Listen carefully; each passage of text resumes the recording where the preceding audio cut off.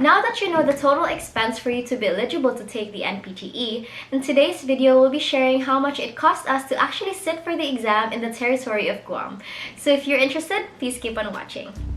Hi guys, if you're new here, my name is Drea. I'm a physical therapist here in the Philippines, and last July 26, 2023, I sat and took my NPTE in the territory of Guam and thankfully passed! Yay! So in my last video, which is part 1, we talked about how much it costs for you to be eligible for the exam, of course, in our experience, and all the time frame and the requirements that goes along with it. So in today's video, which is part 2, we'll be tackling all the expenses to take and sit for the actual exam in Guam. So that includes the flights, the accommodation, how many days we spent in Guam, and also a little tips and tricks for you to save a lot of money because guys, Guam is expensive. But before that, I will also be sharing why we chose Guam in the first place. If you've seen my last video, I've mentioned that for you to take the NPTE, it has to be in a US territory or Canadian territory.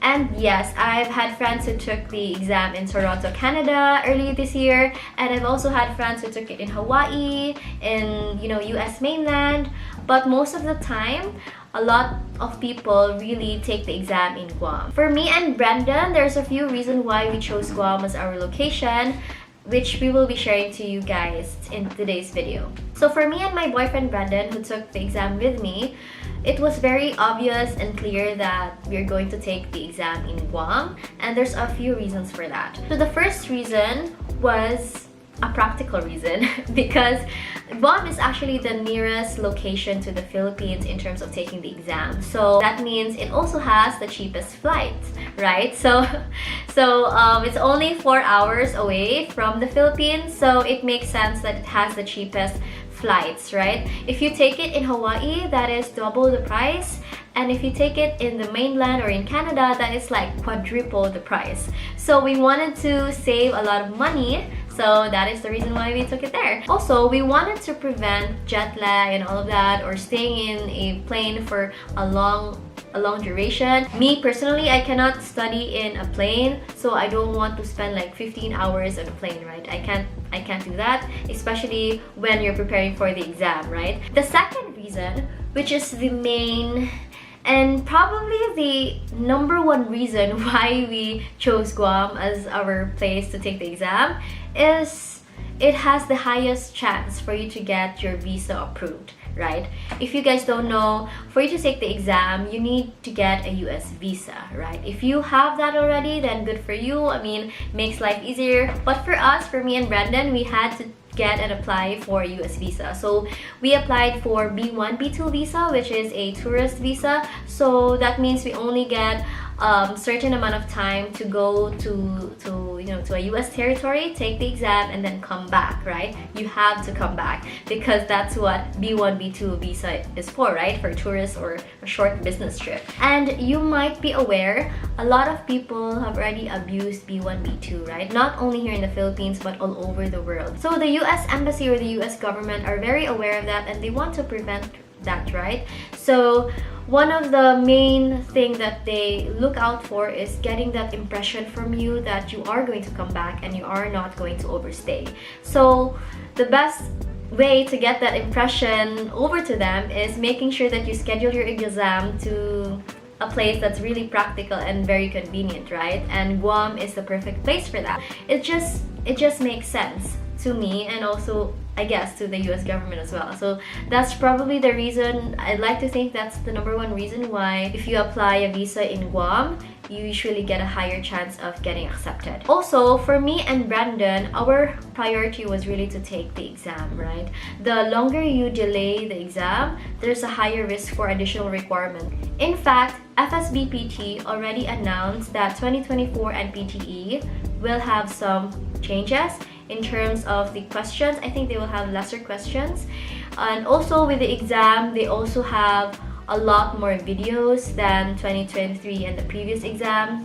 So yeah, that's just something to keep in mind, and I think for this video, that's my biggest tip for you guys. If you plan to take the exam, better secure your visa by getting the closest to the Philippines in terms of location. But more of that in a later video. I might be posting a video about the US visa and everything, our experience in terms of the interview and everything. So please click that notification bell so that you get notified if ever I'm going to post another video.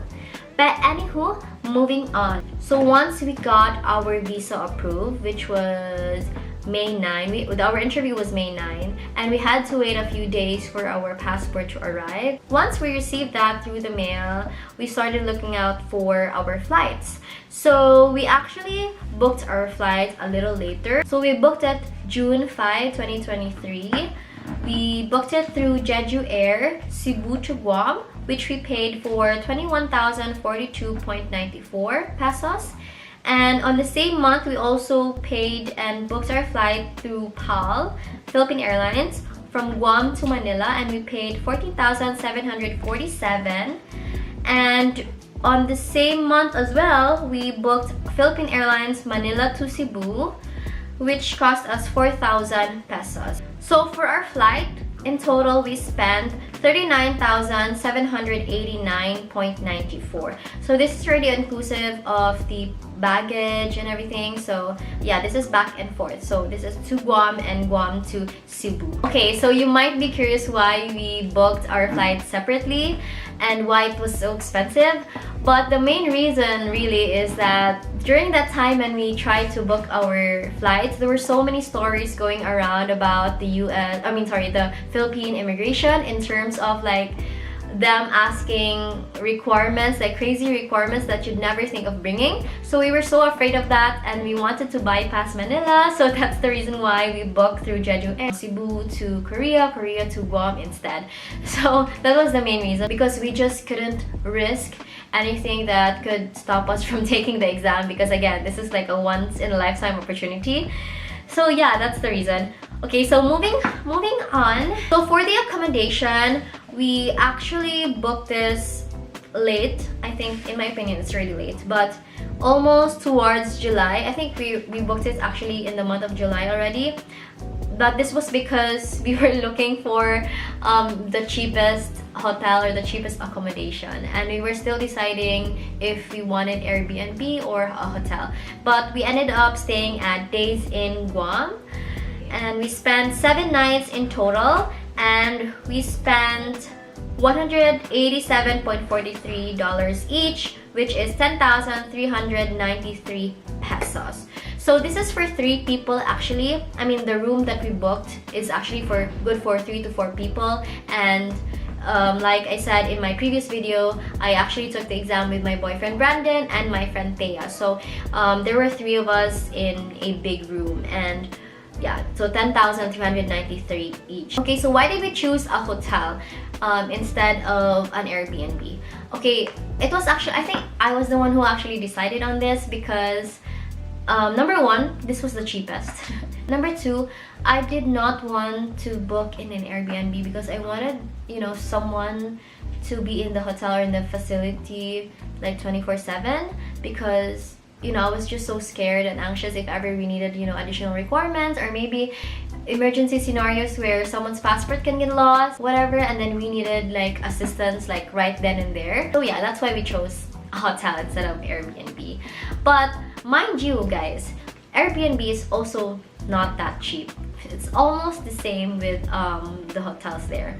So another tip for you guys is make sure you book your accommodation a little early so that you can get an accommodation that's actually near the exam venue, right? That's one of our biggest I think that's one of the biggest things that I regretted in terms of finding an accommodation, because we didn't realize that transportation was really expensive in Guam, guys. So yes, expensive, yeah. So yes guys, transportation is expensive in Guam, just to let you know. If you want to get from point A to point B through their application, they're like Grab. If I'm not mistaken, it's called Lyft. So it's like a Grab, an app. It works just like Grab. So yes, it is very expensive, guys, and you also have to give tips. So tips are very common again in the US. It's very different from our culture here in the Philippines. So remember guys, you are in a US territory, and tips are necessary, right? You should be giving tips every time wherever you're going, and that includes transportation.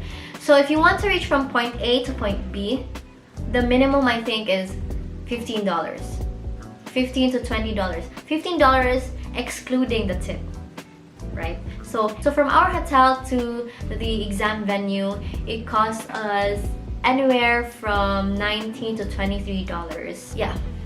It is expensive, guys. It is expensive, especially if you're alone. So that's probably my tip if you are finding for an accommodation. Make sure you find a hotel that's near the venue or a walkable distance, so you don't have to worry about the transportation and everything. Okay, so lastly, how much money did we bring and we actually spent in our whole stay? So we stayed in Guam July 26 to 31, so that's roughly 7 days.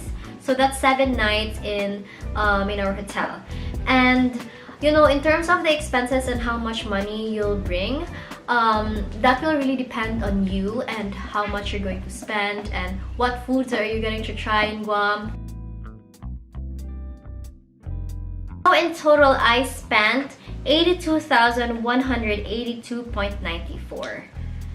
Yes, it sounds super scary and big. But again, guys, you have to remember that we stayed there for 7 days.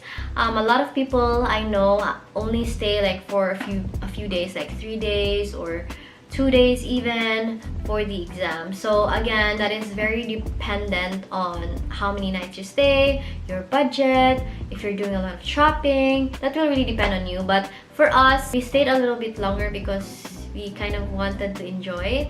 I mean, you guys know that for 2 to 3 years I've been saving my ass off for this moment, and I just want to kind of enjoy my little vacation and also treat it as my vacation, staying there, enjoying the beach and whatever. So we did a lot of things during our stay, so that's why it came to that amount. But I think it's worth it. So before we end, I just want to give you guys a little bit of motivation maybe, because just like me, I did not have the luxury of sponsorship from anybody like my parents or whatever. This has, for me and my boyfriend Brandon, this has been really our sweat, our blood, tears, and sweat.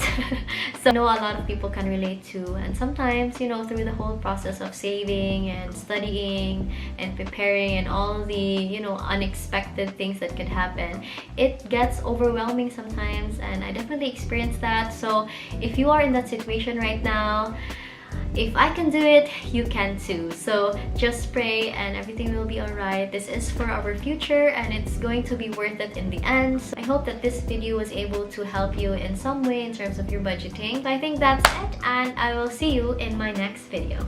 Bye!